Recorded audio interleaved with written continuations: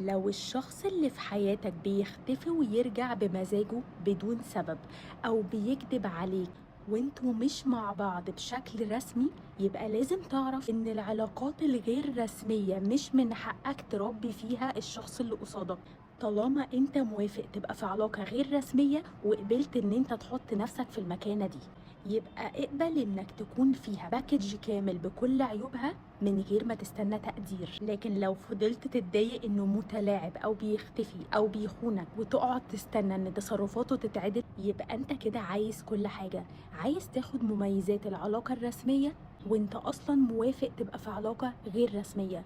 والشخص اللي معاك كل ما يشوفك بتسامحه لما بيخونك او بيكذب عليك وبتروح تكلمه تاني، ده معناه ان انت بتديله موافقة على المعاملة دي. زي كده لو انت بتشتغل في مكان والمكان ده عمال يهينك بس انت مش بتمشي منه، فطبيعي ان هو خلاص شايفينك ان انت مستمر معاهم. الشخص اللي معاك واخد الاذن ان العلاقة ما فيهاش التزامات، لا الشخص ده مش شايف انه مطالب انه يتغير.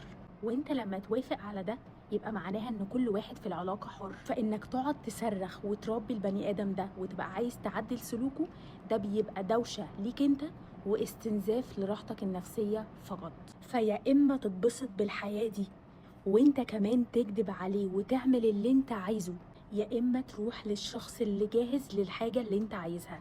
لكن طول ما انت عايز الشخص ده يتحول للشخص ده مش هتعرف، لأن هو من البداية دور على هدفه وعرف هو عايز ايه ولقاك ان انت كمان موافق ومستعد للحياة دي كلها مع بعض.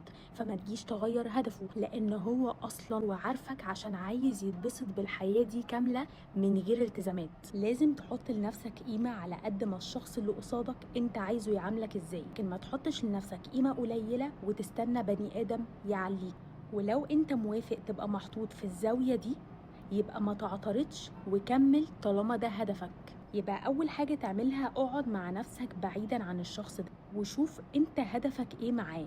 لو هدفك ان انت تفضل معاه زي ما هو، يبقى اسأل عليه براحتك، لان قيمتك انت اللي بتحددها لنفسك قبل ما تروح تتعامل مع الشخص ده.